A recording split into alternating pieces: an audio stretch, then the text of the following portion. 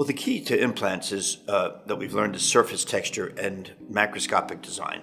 Also the fit of the connections of the abutments. I think you got the three pieces: the abutment connection, what's at the top of an implant in terms of surface texture, what's in the middle of an implant surface texture-wise for bone, and of course the macroscopic shape, tapered versus straight, cylindrical versus a screw. Those are the big changes that have taken place.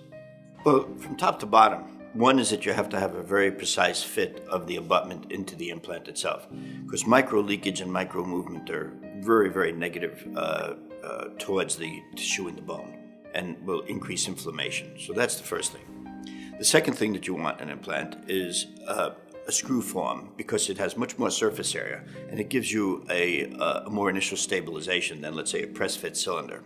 Both can work if they have texture, but we've seen that that doesn't hold up as well as a threaded implant.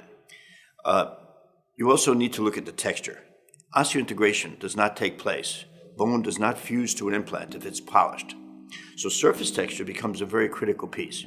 If you don't have some texture, you will not be able to integrate. You'll be able to, even if you leave it in the bone for 6 months, you could eventually just give it a little crank and it will come right out.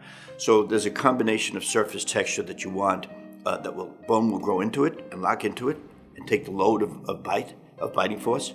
But at the same time, you want something that if it gets exposed near the top of an implant, that is not a periodontal nightmare, not too rough, so that the bacteria don't just lodge in there. And this is the balance that we all seek today. You also might want to have some type of a taper.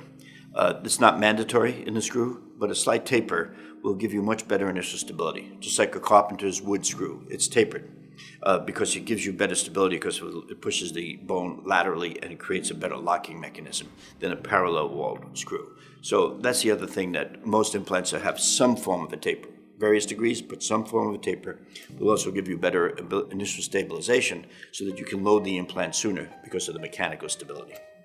One of the things that I do like is what happens at the top of an implant. One is the fact that I like the fact that the top is not as rough as the middle and bottom of an implant. I think that's important for periodontal health in case it gets exposed to saliva and bacteria, and some will, and it happens to every implant. Number two is a platform switch. The platform switch, I think, should be on every implant today. It helps preserve the bone at the top and gives more room for any possible inflammation from the abutment connection to be dissipated, so the bone stays higher on the implant instead of having to move away from that potential irritant. The other thing that is new, and we're all exploring it, is color at the top. One of the negative things about implants is because they tend to be gray, they're made of titanium. What happens is you sometimes get a graying effect if the tissue is thin through the front of the tissue and has an aesthetic compromise.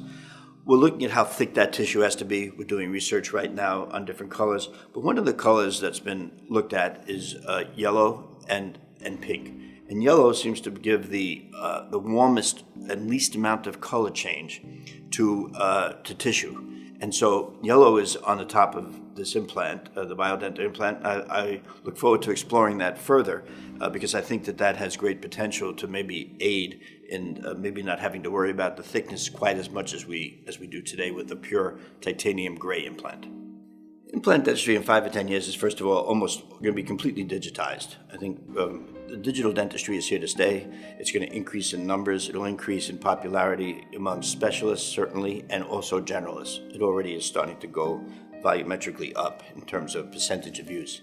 I think some companies have that systems down, and the companies that put it together from beginning to end will be the companies that I think will succeed the most, besides having quality parts, of course, if they're doing into implants also.